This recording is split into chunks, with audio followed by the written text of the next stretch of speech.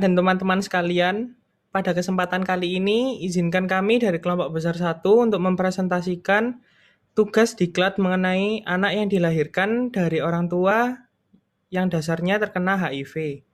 Dibahas dari ODHA-nya atau dari penanganannya. Sebelum lanjut, ada baiknya kita perkenalan lebih dahulu. Perkenalkan, nama saya James Hadi Putra Sunarpo. Di sini saya sebagai Ketua Kelompok Kecil 1 dan perkenalkan anggota kelompok 1 ada Astiza, Natasha Sasmita, Niken Tri Yulianita, Nurwasila, Nurul Kasana, Rani Nurrafli, Yanuariska, Made Ayu Prasasti. Dan juga di sini ada Ketua Kelompok Kecil 6. Silahkan perkenalan Saudara Kevin. Terima kasih, James. Perkenalkan kakak dan teman semua, saya Kevin Veranda Fitz, ketua dari kelompok kecil 6.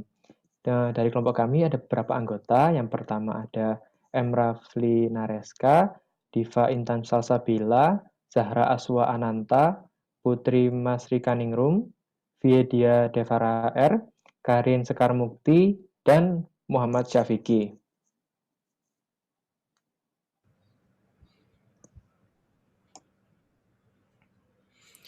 Baik, pada tugas kali ini kelompok besar 1 menemukan ada 7 subtema, yaitu yang pertama ada pengertian, gejala, sebab akibat, penanganan, pencegahan, penyebaran, dan juga kesimpulan. Baik, untuk selanjutnya bisa dijelaskan oleh teman saya.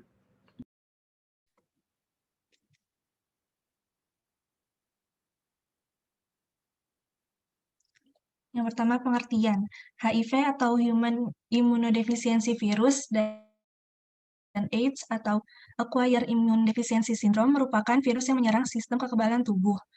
Orang yang terkena HIV atau AIDS sangat mudah tertular oleh berbagai macam penyakit karena sistem kekebalan tubuh penderita yang menurun.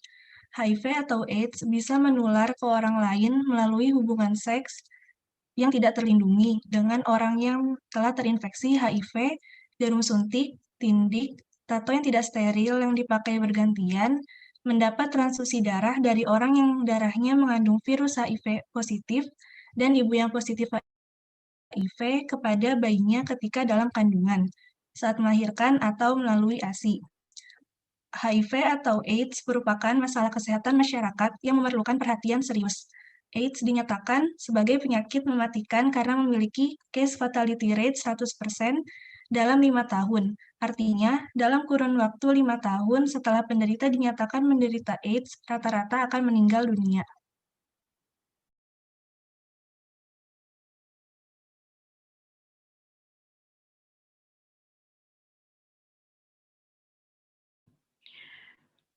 Penyakit AIDS telah menjadi masalah internasional karena dalam waktu singkat terjadi peningkatan jumlah penderita dan melanda semakin banyak negara. Jumlah penderita tertinggi kasus HIV dan AIDS berdasarkan jenis kelamin adalah laki-laki, sedangkan pada faktor risiko adalah kelompok heteroseksual dan kelompok ibu rumah tangga atau IRT juga berisiko tinggi tertular oleh suami yang menderita HIV dan AIDS. Penularan HIV melalui ASI diketahui merupakan faktor penting penularan pasca persalinan dan meningkatkan risiko transmisi 2 kali lipat.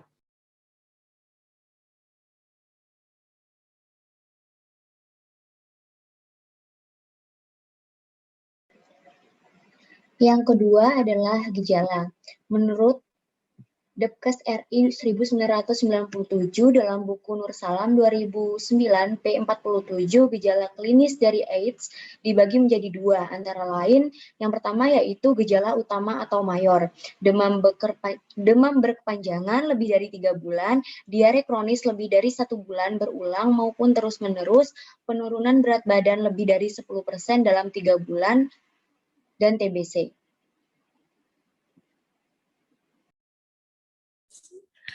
Yang kedua, ada gejala minor, di mana gejala minor itu yaitu batuk kronis selama lebih dari 1 bulan, infeksi pada mulut dan tenggorokan disebabkan jamur Candida albicans, pembengkakan kelenjar getah bening yang menetap di seluruh tubuh, dan munculnya herpes zoster berulang, serta bercak-bercak gatal di seluruh tubuh.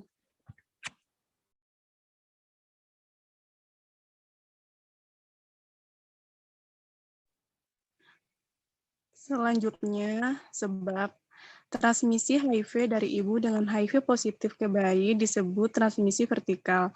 Dapat terjadi melalui plasenta pada waktu hamil atau intrauterin, waktu bersalin atau intrapertum, dan pasca natal melalui air susu ibu atau ASI. Ketujuh, tidak semua ibu pengidap HIV akan menularkannya kepada bayi yang dikandungnya. HIV tidak melalui barir plasenta. Sebelum penggunaan obat antiretrovirus. Perbedaan ini terjadi karena perbedaan insiden pemberian ASI 8,9 diperkirakan risiko transmisi melalui ASI adalah 15%. Apabila ibu terinfeksi pada saat hamil tua atau pada saat menyusui, maka risiko tersebut meningkat sampai 25%.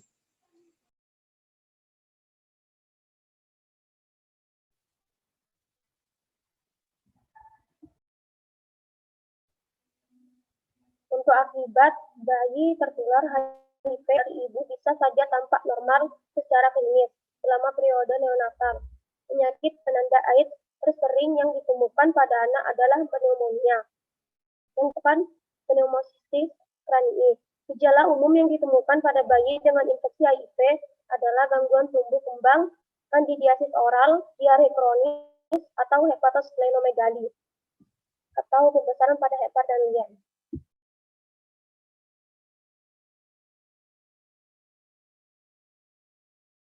Lalu ada sebagai berikut.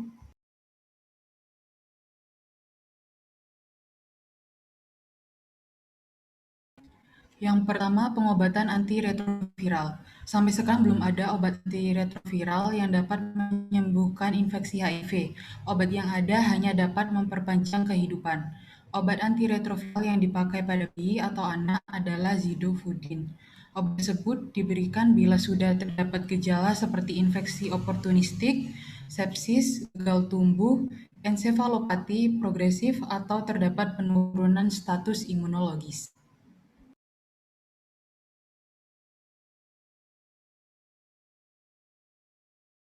Yang kedua, pemberian makan. Telah diketahui bahwa ASI mengandung virus HIV dan transmisi melalui ASI adalah sebanyak 15%. Kemungkinan transmisi intrapartum dapat diturunkan sampai 2-4%. Dengan menggunakan cara pencegahan seperti pemberian antiretrovirus, persalinan secara seksio-sesaria, maka sebaiknya bayi tidak mendapat ASI.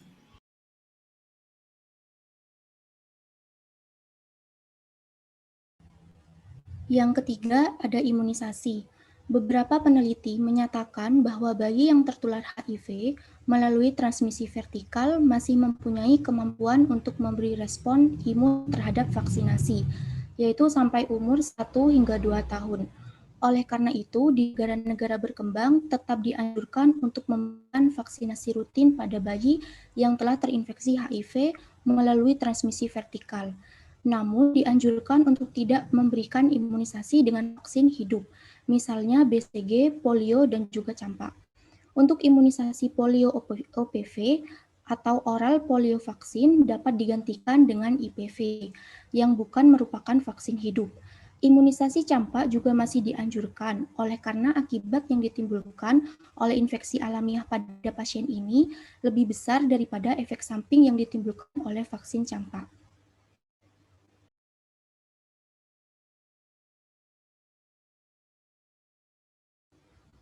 Yang keempat, yaitu dukungan psikologis. Selain pemberian nutrisi yang baik,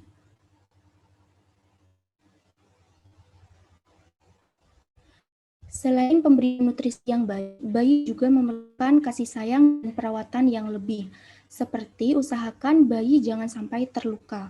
Bila mana sampai terluka, rawat lukanya sedemikian dengan mengusahakan agar si penolong terhindar dari penularan melalui kontak darah, dengan cara memakai sarung tangan dari lateks atau handscoon dan tutup luka dengan menggunakan kas steril. Darah yang tercecer di lantai dapat dibersihkan dengan cairan disinfektan.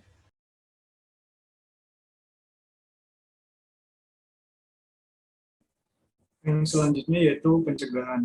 Untuk pencegahan, yang pertama tidak melakukan seks pranikah, yang kedua tidak melakukan penyalahgunaan nafsa, Yang ketiga, tidak membaca buku-buku dan film yang jauh dari etika dan moral. Lalu yang keempat, dilakukan edukasi tentang pendidikan seks. Yang kelima, tidak menggunakan jarum bergantian. Yang keenam, menggunakan kondom. Yang ketujuh, memperhatikan luka terbuka. Dan yang ke-8, melakukan vaksin.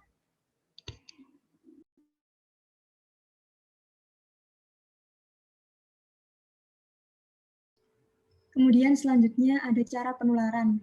Yang pertama, melalui hubungan seksual. Prevalensinya 70-80%. Bisa melalui dubur dan melalui vagina. Kemudian yang kedua, darah dan produk darah yang tercemar. Prevalensinya 90%. Melalui transfusi darah ataupun produk darah. Kemudian yang ketiga, jarum suntik dan tabung suntik. Memiliki prevalensi 5-10%. Melalui penggunaan obat suntik, tusukan jarum suntik, peralatan kedokteran yang tidak steril. Yang keempat, donor organ dan jaringan bisa melalui mani, ginjal, kulit, kornea, dan sumsum tulang.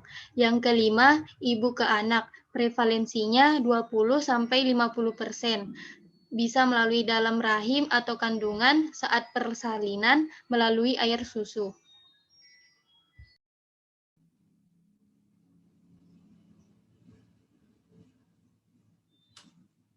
Baik, yang terakhir yaitu adalah kesimpulan. Di mana kesimpulan dari hal ini yaitu adalah penyakit HIV adalah penyakit yang berbahaya bagi kesehatan, khususnya imun tubuh, sehingga harus dilakukan pencegahan untuk penyebarannya dan penata laksanaannya yang baik bagi penderita yang sudah terinfeksi.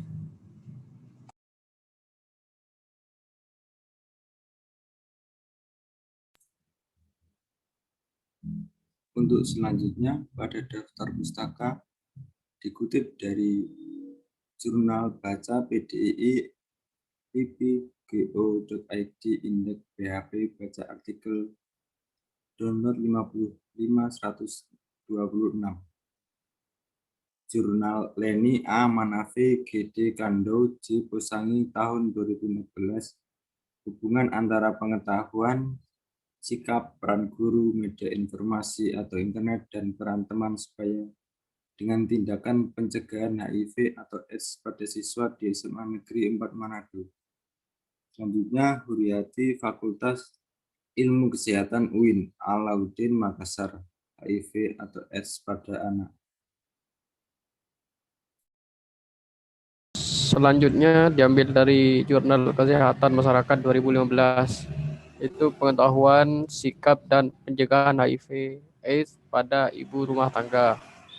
Kemudian Fakultas Kedokteran Universitas Diponegoro dan Ikatan Dokter Indonesia Wilayah Jawa Tengah 2011.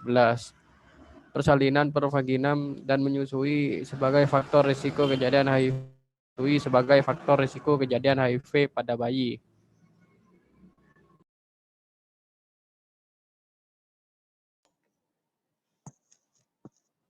Demikian informasi yang dapat kami. Apabila terdapat kekurangan maupun kesalahan, mohon dibukakan pintu maaf. Akhirul kalam, wassalamualaikum warahmatullahi wabarakatuh. Selamat pagi.